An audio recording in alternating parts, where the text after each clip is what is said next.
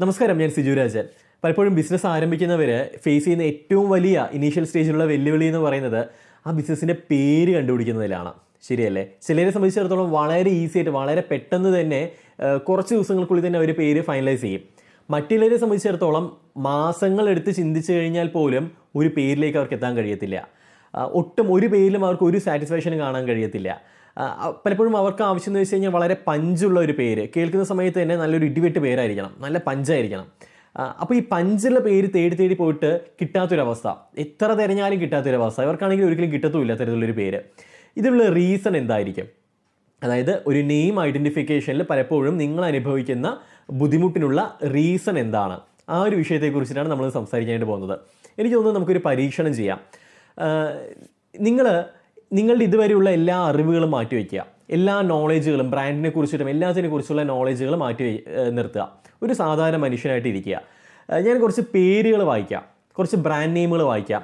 ഈ ബ്രാൻഡ് നെയിമിൻ്റെ പേരിൽ മുമ്പ് കമ്പനീസ് ഉണ്ട്, അതൊന്നും നിങ്ങൾ വിചാരിക്കരുത്. അതിൻ്റെ പേര് കമ്പനീസ് ഒന്നുമില്ല, കുറേ ടേംസ് ആണ്, കുറേ വേർഡ്സ് ആണ്. അത്രമാത്രം നിങ്ങൾ കരുതുക.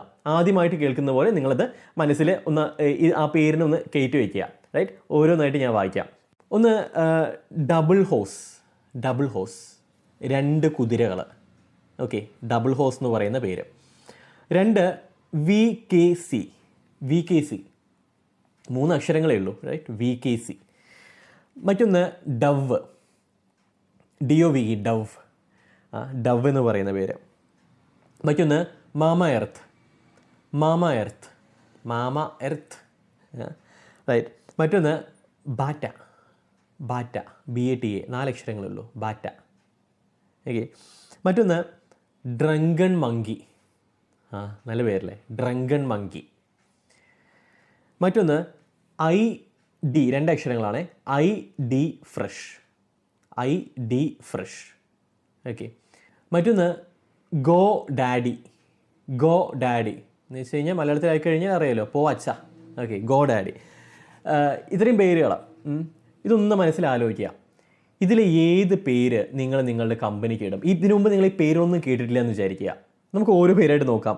ഡബിൾ ഹോസ്, 2 കുതിരകൾ. എന്താ അർത്ഥമുള്ള പേരല്ലേ?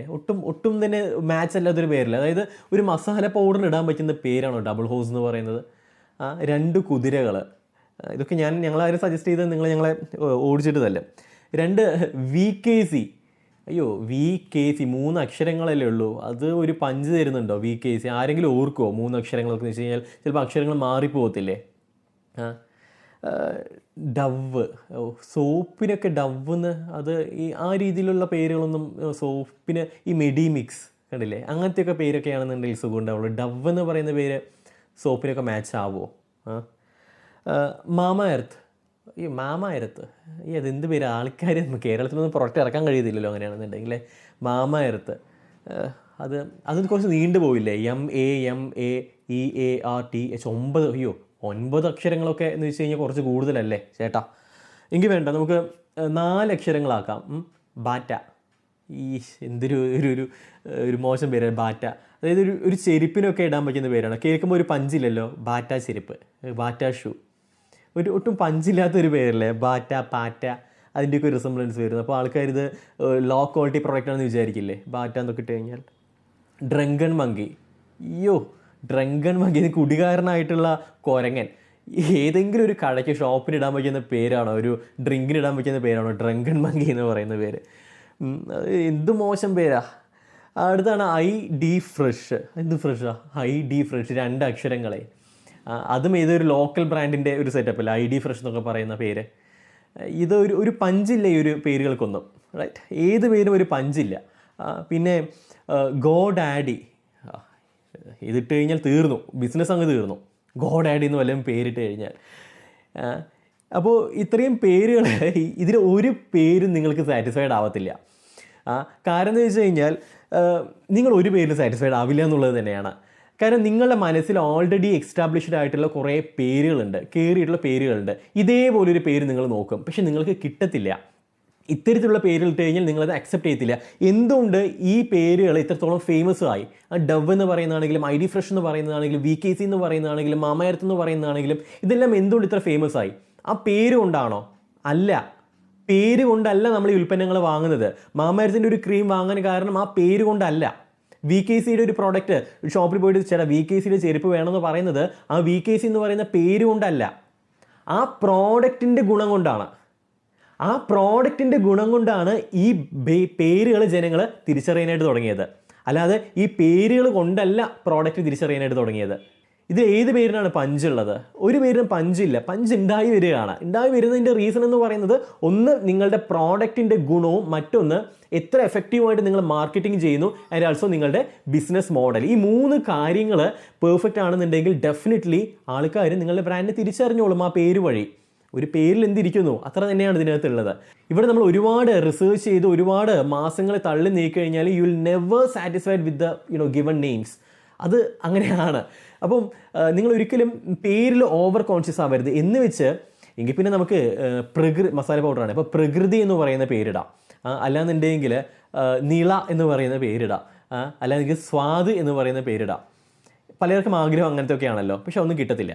നിങ്ങൾ 3 കാര്യങ്ങൾ നോക്കുക ഒരു പേര് ചൂസ് ചെയ്യുന്ന സമയത്ത്.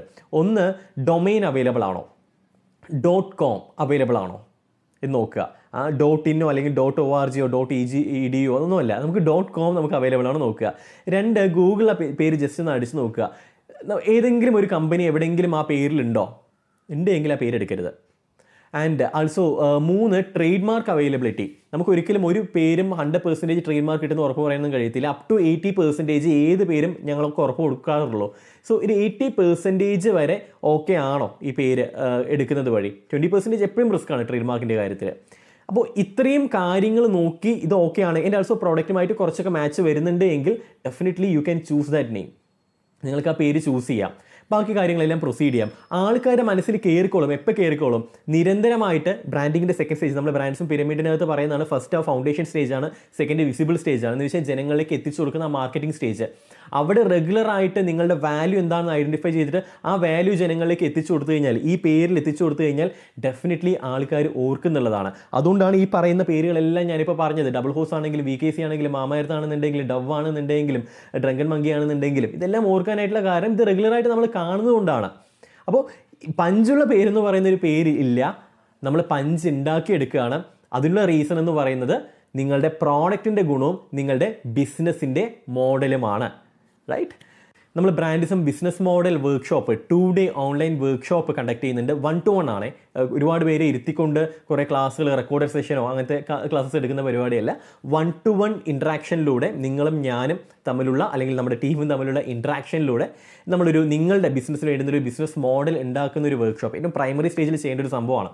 കാരണം പ്രോഡക്റ്റിനപ്പുറത്ത് ഒരു ബിസിനസ് വിജയിക്കാനായിട്ടുള്ള റീസൺ എന്ന് പറയുന്നത് ആ പ്രോഡക്റ്റിൻ്റെ അല്ലെങ്കിൽ ആ ബിസിനസ്സിൻ്റെ ബിസിനസ് മോഡലാണ്.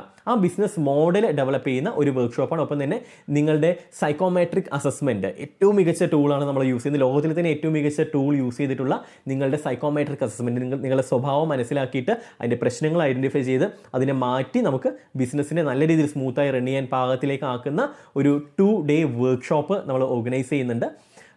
കൂടുതൽ ഡീറ്റെയിൽസ് trainings.brandism.com എന്ന് പറയുന്ന വെബ്സൈറ്റിൽ നിങ്ങൾക്ക് അവൈലബിൾ ആണ്. അല്ലാന്നുണ്ടെങ്കിൽ business model training BMT space നിങ്ങളുടെ പേര് സ്പേസ് താഴെ കാണുന്ന നമ്പറിലേക്ക് നിങ്ങൾക്ക് വാട്സാപ്പ് മെസ്സേജ് അയക്കാം. കൂടുതൽ ഡീറ്റെയിൽസ് എല്ലാം പ്രൊവൈഡ് ചെയ്യുന്നതായിരിക്കും. മറ്റൊരു വിഷയമായിട്ട് മറ്റൊരു വീഡിയോയിൽ കാണാം. അതുവരെ Siju Rajan signing off. Good bye.